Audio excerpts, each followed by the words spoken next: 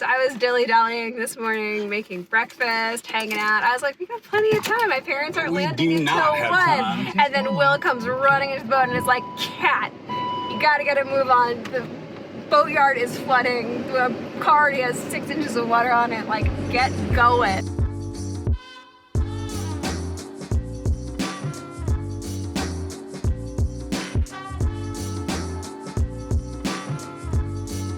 So our week of preparation to go to the Bahamas has now turned into preparation for a hurricane. Miss Nicole. So yesterday I already prepped the boat with doubling up dock lines, getting her set in a nice position, putting out lots of fenders, double checking everything. And now we're gonna get off the boat and go to a family friend's condo in Ponte Vedra Beach for a few days while this thing blows through. I'm confident the boat will be fine, but Kat's parents are going to be visiting, and I'm sure they don't want to stay on a rocking and rolling boat in a marina that will almost certainly be flooded from storm surge. It's already getting pretty high up, so yeah, I think it's time for us to go. Oh yeah, look at the tide coming up. We gotta move our car. Crap. Nicole got to us in the second week of November, which was less than 6 weeks after the last one, Ian, that rolled through the Florida coast. So it was pretty busy in the late season, considering that cruisers and insurance companies typically think of the end of hurricane season as November 1st. But our last few years in Florida, every year there's been activity in the middle of November. So it's getting to be a bit of a pattern. We left it pretty late to get off the boat. So the morning that we left, Nicole was not too far away and it was already starting to drive the tide up. We crossed over the bridge to Volano Beach, which was already getting rocked pretty hard. The dunes had already been breached in some spots and the road was starting to wash out. Like homes were already being undercut by storm surge. So that was an eye-opener. Definitely realized that even though it wasn't a massive storm, that it wasn't anything to mess around with, and we probably left it a little bit later than was smart to do. But when we were in Ponte Vedra, we went for a walk down the beach with a friend that lives there, and he said that where we were walking had previously been entirely covered in dunes. Prior to Nicole and prior to Ian. So in the course of 6 weeks, they'd had their beach entirely washed away, all the dunes were gone, and yeah, the sea was just sort of lapping up close to everyone's backyards at that point. After a couple nights in Ponte Vedra, the storm went by, things settled back down, and it was time for us to get back down to the boat, keep on trucking on various projects so that we could push off the dock and get the cruising season started.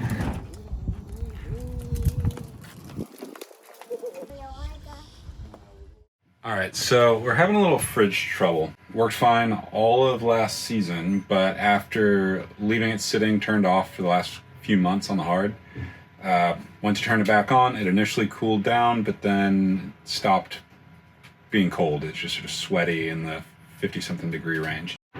After a little research, I have an idea about what's going on. Right now, the evaporator is running at about 57 degrees. And if you stick it in here, you can hear that the compressor is running, but you can't hear any refrigerant flowing through the evaporator, which makes kind of a gurgly noise.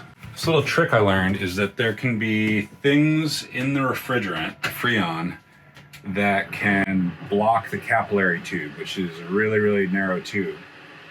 But if you heat that to where it enters the evaporator, you can potentially loosen up that blockage. So I'm just gonna heat up a little water real quick, stick it on this towel.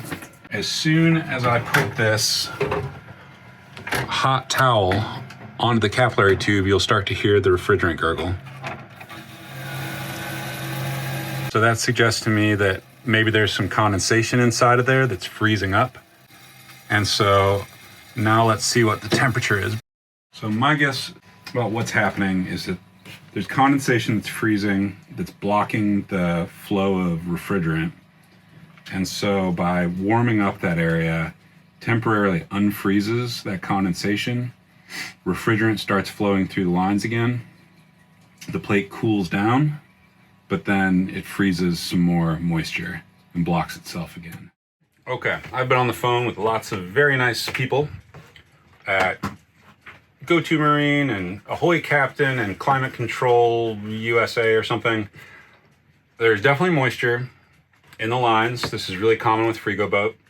At a minimum, we need to add a filter dryer into the lines. I guess that's the suction side of the refrigerator. And this little cartridge, I guess, has some sort of magical filtering and drying properties. Ooh, I like that. Yeah, it would suck the moisture out of the Freon. Also possibly replace the evaporator, which is like the actual plate that gets cold inside the fridge. Everybody that I've talked to has sort of said the same thing, that the filter dryer would probably do it. But if you really wanted to be safe, replace or add the filter dryer and put in the brand new evaporator, and then you've eliminated all of your sources of contamination and you've added this drying thing. I'm sure people on the internet will correct me because this is not a technical description. Now I've got to make a quick decision about, do we start with just the filter dryer, add that into the system, or do we just be done with it and spend the extra money and get the evaporator too? So the new filter dryer has arrived, and what this is supposed to do is connect between the compressor and the evaporator in the refrigerant line, and any moisture and particulate matter that is in the refrigerant should get captured inside of this device and absorbed, and then hopefully that means we won't have any more issues with blockages or moisture freezing in the line and preventing refrigerant from running through our evaporator. So this is the compressor. Where we need to insert this filter dryer is at this fitting right here. So this small line is going to be on one side. The filter dryer will go where this connection is currently, and then I'll just have the filter dryer somewhere mounted somewhere up here in a vertical orientation. The nice thing is there's only one way that you can install this, because it's got a female and a male fitting that fits in the corresponding male and females on the existing line, so I can't screw it up, I don't think. But it's pretty delicate, so you have to hold one connection with your wrench and tighten the collar on the other connection without twisting these lines, because they're just lightly soldered copper lines. So if you were to twist the fixed end, you'd probably snap it pretty easily. You also have to be really careful to not get any contamination in. That's why there's these dust covers here. So when I disconnect them, I have to very quickly pop these caps off and get it reconnected before there's any dust or anything else. Okay.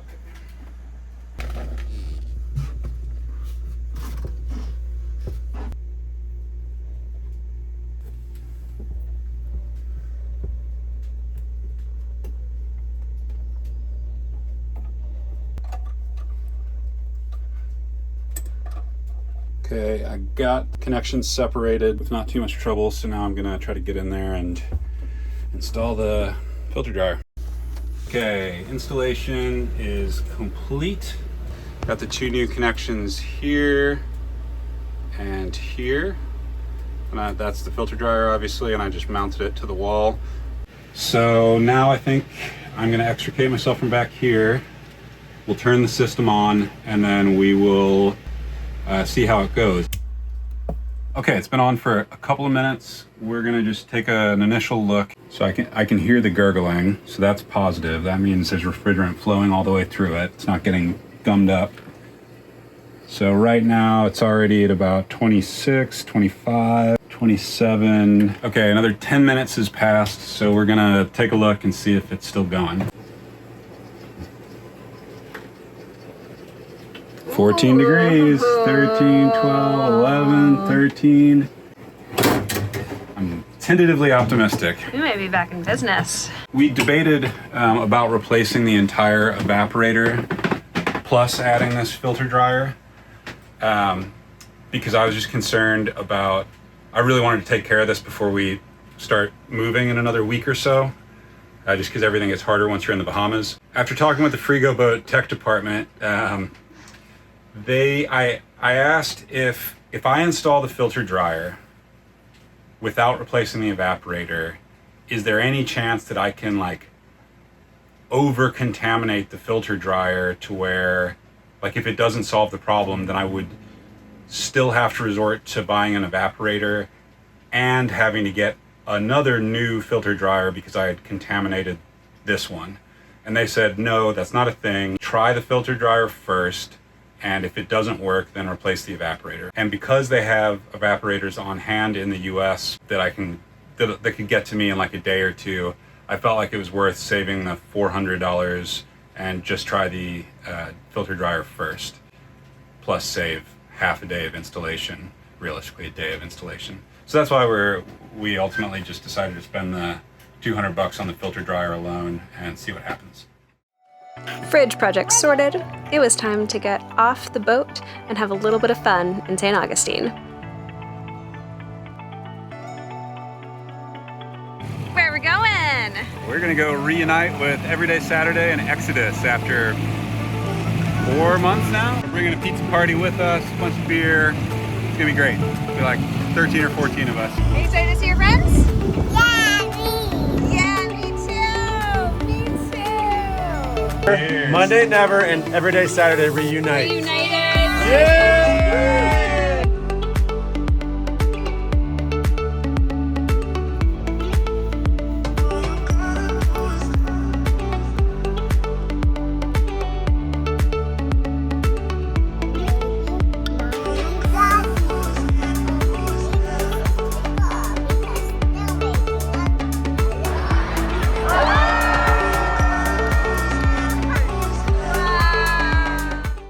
So I'll be pulling off in like 10 minutes or so and headed around.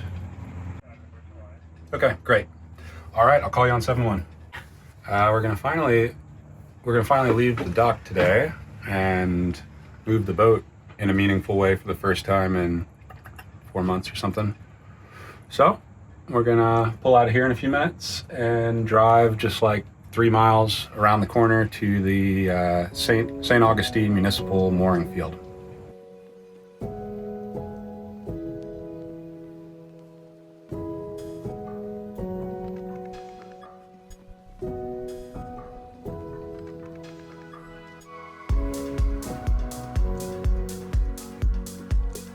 Municipal Mooring Field, this is Paradox on 71.